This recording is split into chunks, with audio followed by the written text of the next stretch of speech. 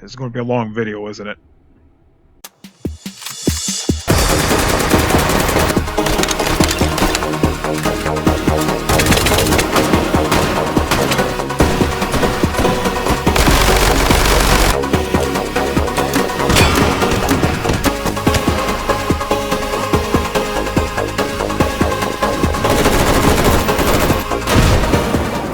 Greetings, comrades. This is Sergei Kilimov. Welcome to part 2 of World War II Special. As I mentioned before, Call of Duty Vanguard recently came out, and I figured I'd show off all the World War II guns. Last video was the pistols and shotguns, which weren't too many of them. But I figured I'd save the bigger one for next, and that would be the SMGs. And as I mentioned, there are a lot of SMGs in H3VR that World War II. Not in the game, per se, at least a few of them anyway, but I figured I'd show them off anyway because, again, SMGs were a really prominent weapon during World War II. That and bolt-action rifles, which will be the next video. But anyway, we're going to start off on this table here with the, SMG we're all familiar with. At least the one that was actually used by the US military during that time. The M1 A1 Thompson. Already showed this gun off a while back. Now, a lot of confusion when it comes to the Thompsons here.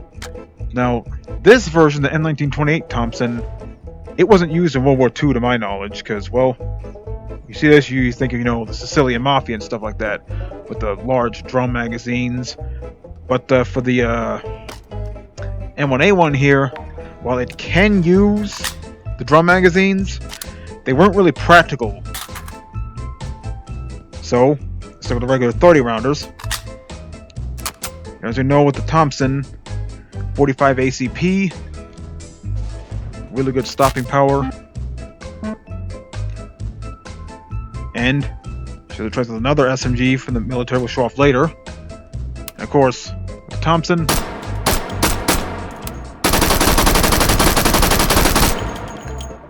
fairly accurate, that 45 ACP round. But there's another SMG that doesn't get talked about nearly as much, but if you ask me, this was a better gun to make. The M3 grease gun. Brian? The M3 grease gun is a .45 ACP submachine gun that entered service in 1942. It uses the same cartridge as the Thompson, the weapon it was meant to replace, but it was cheaper to produce and it was lighter. However, despite what Sergei says, the weapon does have its issues. For one, it is actually less accurate than the Thompson, contrary to popular belief, and what you'll see in this video. Plus, the grease gun was meant to be discarded when it was rendered inoperable, meaning there were no replacement parts available for it. And it had problems with the cocking handle and bolt retraction mechanism.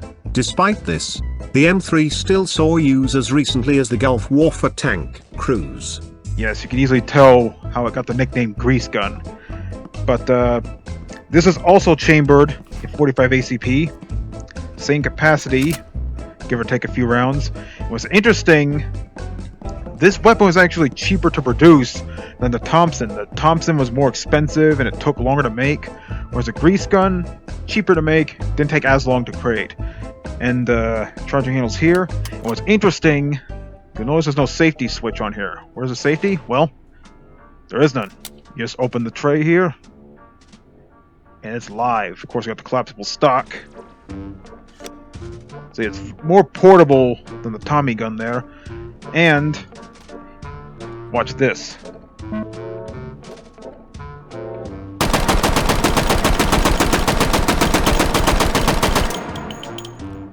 The grease gun, it fires slower, but it's more accurate. You probably couldn't tell with the previous one, but yes. Not only is this cheaper to make, it was more accurate. Of course, the trade-off was a slower fire rate, but little give and take. One interesting thing. Notice how I put the tray back on? Or the cover? It won't fire. As soon as I open it,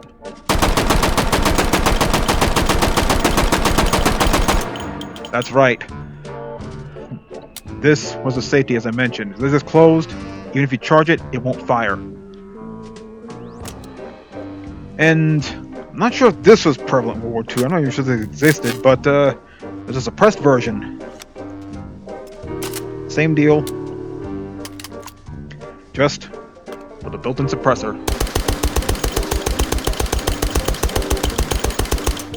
I actually had a decent run with this and taken hold. That's pretty cool. Alright. Now let's get a few more interesting weapons. First up, some of you who played Call of Duty World War II might recognize this gun. The Bleiskawica. I don't know if I pronounced that right. Very interesting SMG. Like a lot of SMGs from the time. Chambered in 9x19 millimeter. And has its own proprietary mag. Now, looks really interesting. I'm not sure if this... that is the stock. I figured that's stock. I've never seen a weapon like this before. You know, usually when you think of SMGs in World War II, you think of the Thompson, it's the grease gun, the Ppsh, and of course, the MP40. Not the Bleiskawica. I believe this was an experimental weapon. Can you clarify, Brian? The Bleiskawica, Polish for lightning, was a submachine gun that was made by the Armia Krajowa, a Polish resistance movement that fought against the Germans in occupied Poland during World War II. It was known for its simplicity, allowing it to be easily built and maintained. Interesting. Well, let's see how it fires, shall we? Pretty weird looking shape for a gun. You'd think it would hold it here, but no. You hold it here. Okay.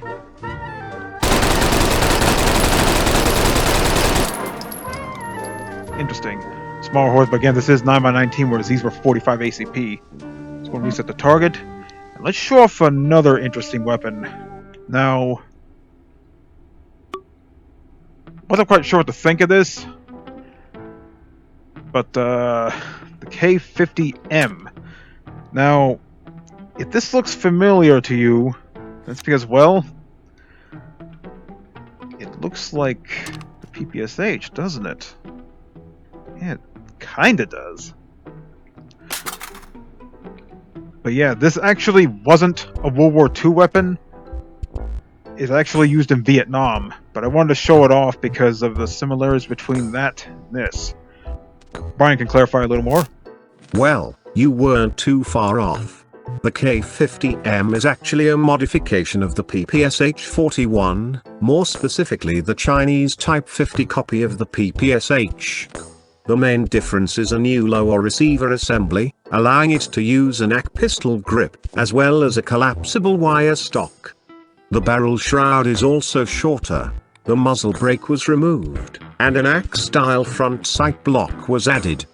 Since it's a modified Ppsh, it uses the same round and, indeed, the same magazines. Yeah, really interesting weapon. And you'll notice the caliber, 7.62x25, so yeah, that solidifies the fact that this is a copy of the Ppsh-41. Yeah, it looks like something from World War II, doesn't it? But heavily modified, so yeah, really interesting.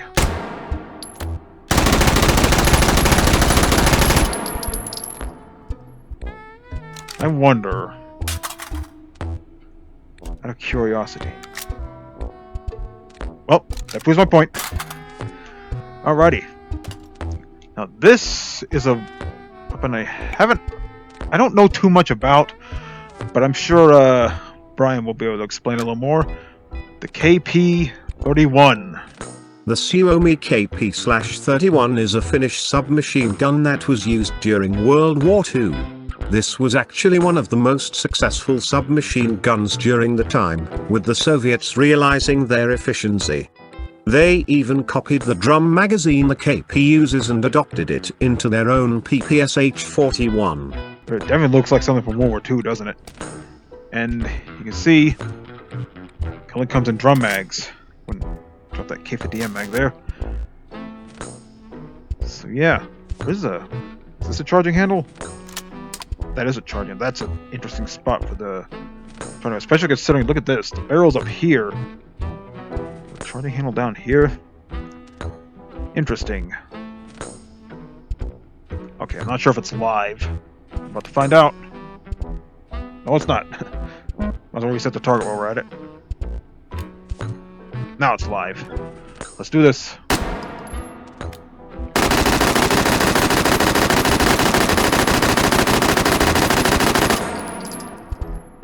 Not bad, not bad.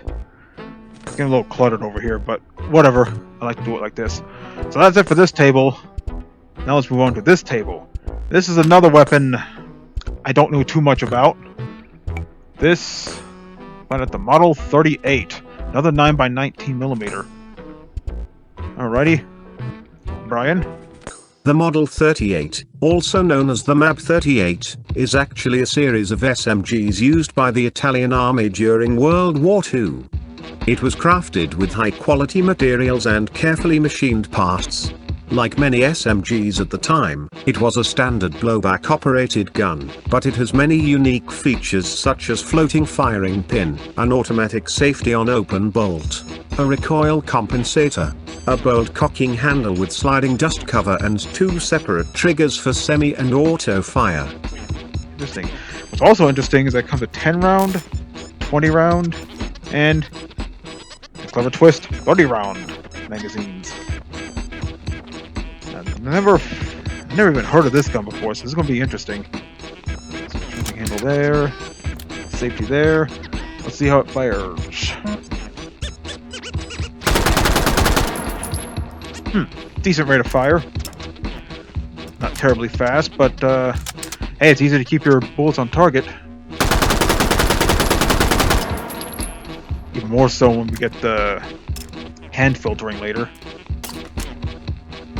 Yeah, as of this clip's recording, at the 100, it's still in alpha. Not too bad, not too bad. Sit next to the Bleiskawica, however you pronounce it. Now this one, haha. My name is prominent as its older brother, but, or younger brother, I should say. But I think it's still worth showing off, the MP34. The MP34 is an SMG used by the German Army and the Waffen-SS during World War II. Based on the older MP18, it is an open-bolt SMG with selective fire. The magazine not only inserted from the left side of the gun, but they were also inserted in a slightly forward angle, which improved cartridge feeding and prevented jamming. It even had a magazine refilling feature, where a magazine would be locked in place and allow stripper clips to refill the magazine. Curious how it fares when it comes to accuracy.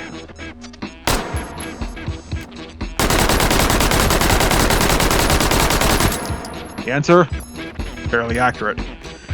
And kind of a shorter range at 5 meters, but usually around 5 to 10 meters. That's usually the ideal range for SMGs, because again, these are pistol cartridges you're shooting out, so you're not going to be sniping someone from 100 meters away with one of these, unless you're a really, really good shot, or using some special kind of ammunition. Anyway, let's get to the real meat and potatoes of World War II SMGs. Now, you think of World War II SMGs, you think of the Thompson, you think of the Ppsh, you think of the Sten, and of course, think the MP40. Probably one of the more well-known weapons in World War II. That's right. It was so easy to manufacture. It was pretty much the workhorse of the German army during World War II. Now, I've seen a lot of videos and video games with the MP40. It's well known for its, mass production status, of course. It was extremely accurate and at a pretty respectable rate of fire.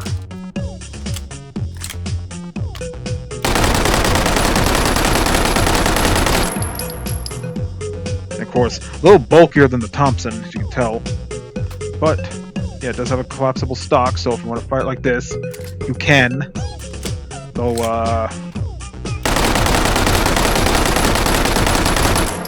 actually, it's going to take a little bit of a hit, but, that's to be expected. Now, let's get to probably my favorite SMG of World War II, the good old Ppsh 41. Now, I showed off the K50M not too long ago, but of course, you can't do a World War II video on H3VR without firing the Ppsh. If you don't, you're doing yourself a disservice.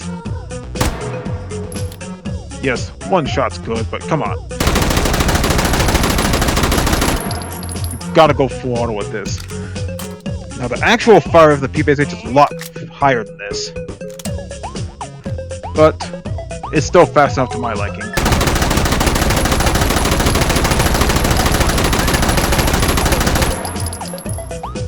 And you gotta have that drum mag. If you don't have the drum mag on, you're doing it wrong. Or you just have a crappy mag. Now, the lone Japanese SMG, World War II, the Type 100. Chambered 8x22mm Nambu. Brian? The Type 100 is a Japanese SMG during World War II, and the only SMG for the Imperial Japanese Army. It appeared late in the war, with production for a native SMG not even starting until 1944. The result, however, was a reliable, low recoil and accurate SMG. Some might recognize this as the laser beam of the SMGs in World at War. Yes, Thompson was decent. Of course, the Ppsh was a meat grinder. The MP40, of course, forgot to mention that, the MP40 World at War. Ooh boy, that was fun. The Type 100 in that game was accurate. It wasn't the strongest, but it was accurate. That didn't happen. So, how does it hold up here?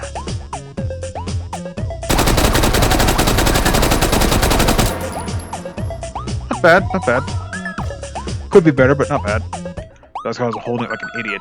Now, oh man. Now we get to another recognizable SMG in World War II, and that would be the good old Sten. We got 4 different versions of the Sten, 5 if you include that cursed gun version released last year. But before we get to those, I'll just have Brian explain it. The Sten family of SMGs has been the staple of the British military during World War II, with over 4 million guns in various configurations being produced. There are many different variants, ranging from the original Mark I to the wooden furniture Mark V to the suppressed Mark IIs. Of course, I'll show you the different ones. We got the Mark II. This is a more recognizable one for me. You know, it's small, it's portable. And of course, all the Stens, of course, the mag was actually located on the side of the gun instead of like under it, like a lot of other guns are. But of course, not by 19mm. Comes with 60 round and 32 round ones. And that's a Mark V, which has a different handle and a stock. It was a nice little foregrip there. Then we get to the Mark VI, which has a much longer barrel, and same stock in the pistol grip as the 5. And the Mark IX, which looks like the Mark II, but without the stock. So let's see how these hold up. We're actually going to fire them from here this time, because I don't feel like going back and forth. So we got 16 rounders, and we have 32 rounders. So here's the Mark II. Got a stock. No, it cannot collapse.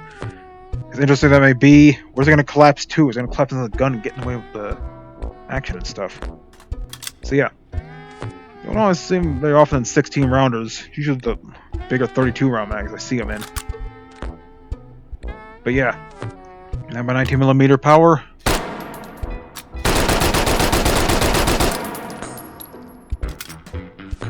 So up with a 32 rounder.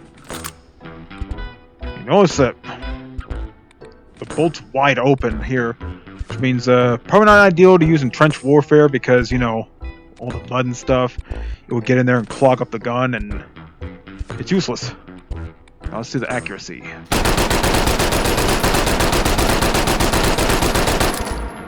Kind of accurate. Not quite to my liking, but whatever. Now, well, get a little closer. Now for the Mark V. Let's see how this differs, aside from appearance. Yeah, the also a little different. Still a lot of open space here, so don't take this in the trenches.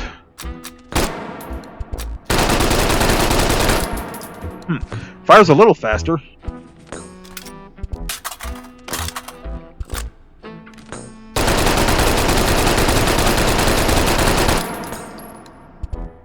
Okay. higher fire rate, and of course the addition of the stock, or the wooden stock here, as well as a foregrip, gives you a little more controllability. Now for the Mark 6.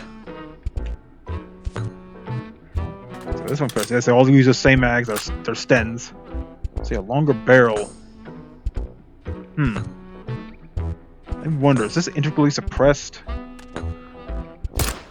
Well, it is. Same fire rate as the Mark II, it seems, but integral suppressor. Nice. Now, the Mark 9. Tiny boy. The one that doesn't have a stock. Okay, so basically the Mark II just without the stock.